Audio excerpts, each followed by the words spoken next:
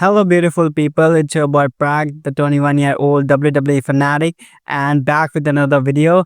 So, today we are diving into a topic that's got me heated, heartbroken, and straight up shook.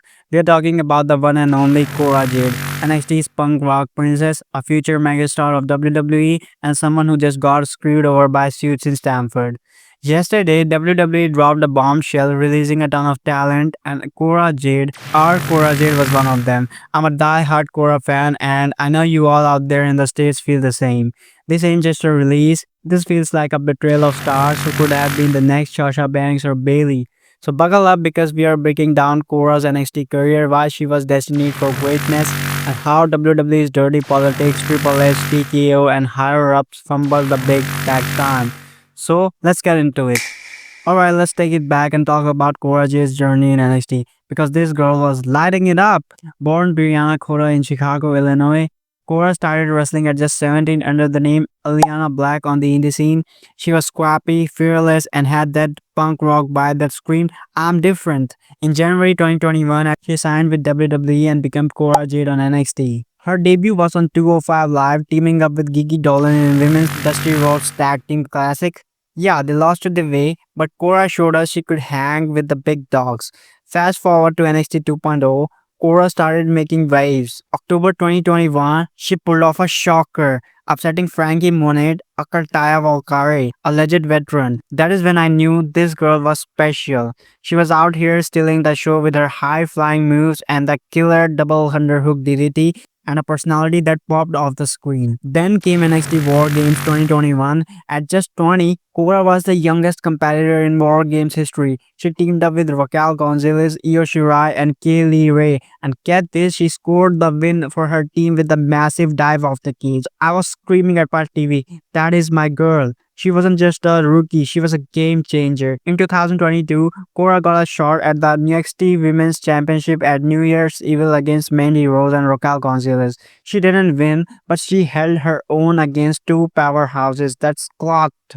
The peak of her NXT run, teaming up with her real-life bestie Roxanne Perez to win the NXT Women's Tag Team Championship at Great American Bash 2022, beating Toxic Attraction. Cora and Roxanne were like peanut and butter, jelly perfect together. But then, Cora turned heel, betraying Roxanne in a movement that had us all gagged. She attacked her with a candlestick, costing Roxanne the NXT Women's title match. Savage. That heel turn showed Cora could be a villain we love to hate. With that edgy, rebellious vibe, she was out here channeling AJ Lee, one of her idols, and we were eating it up. But then, things got rocky. After a hiatus in mid-2022, Cora returned at NXT Deadline 2023, attacking champion Lyra Valkyria, ascending to the top of the cage. But in January 2024, disaster struck. During a live event match, Cora tore her ACL, sidelining her for 9 months.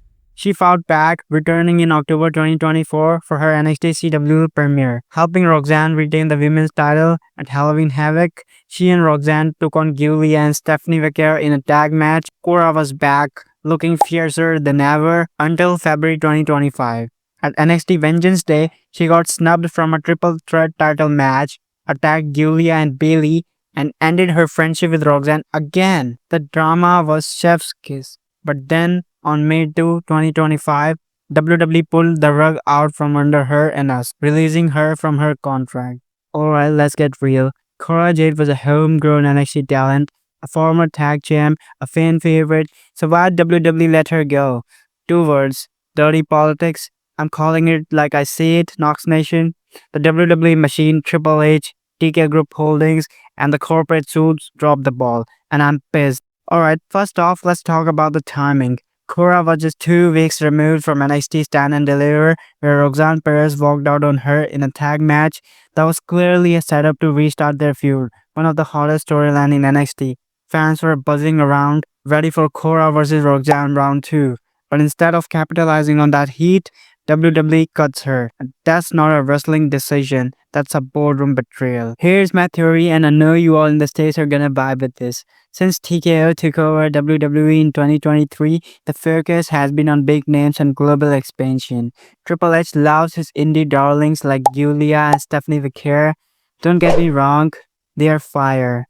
But it's like NXT's homegrown NXT stars are getting pushed aside. Cora was a victim of the roster glut. With all these new signings, there's only so much TV time to go around.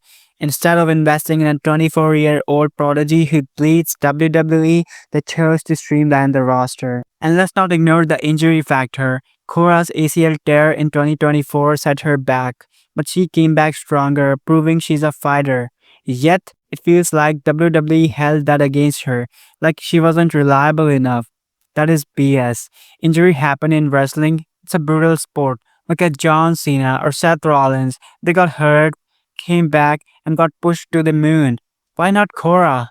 It's almost like the higher ups didn't want to deal with her long term potential because it's easier to hire ready made stars than build one from scratch. Then there is elephant in the room, favoritism. Triple H has his pet projects. Braun Breaker, who's dating Cora, got called up to the main roster and is now a Paul Heyman guy, destined for mega stardom. Meanwhile, Cora, who just as talented, gets the boot. Smells like politics to me. Maybe she didn't kiss the right rings or play the corporate game. Cora's always been real, staying true to her punk rock roots, and maybe they rubbed some seeds the wrong way. Whatever the reason, this release feels personal, and it's a slap in the face to every fan who saw her as a future. So, where do we go from here? Nox Nation, I'm gutted. But I'm not giving up on Cora Jade, neither should you. This release isn't the end, it's a new chapter. Cora's only 24 with a resume most wrestlers dream of. NXT's Women's Tag Champ, War Games, History Maker, and a fan base that's ride or die. She's already back in TNA as Elena Black, confronting Masha Slamovic for the Knockouts World Championship. That's her girl, bouncing like a boss. So here is the deal. Cora Jade is too talented to be held down. She's got the skills, the charisma, and the heart to be a global superstar, whether it's TNA, AEW, or even WWE return down the line. Don't count it out, you all. She's gonna shine. Think about it. CM Punk, one of Cora's idols, got released, went to Indies, and came back a legend. Cora's got that same fire. She's even tweeted, "I'm bad bitch, you can't kill me," after her NXT injury scar in March. That's the energy we love. To the WWE suits, Triple H, TKO, you messed up. You let go of a diamond in the rough, and the fans ain't forgetting. To my American FROX fam, let's show Cora some love. Flood her socials with support. Keep chanting her name, and let's make sure she knows the states have her back. Drop a comments below. What's your favorite Cora Jade moment? Are you as mad as I am about this release?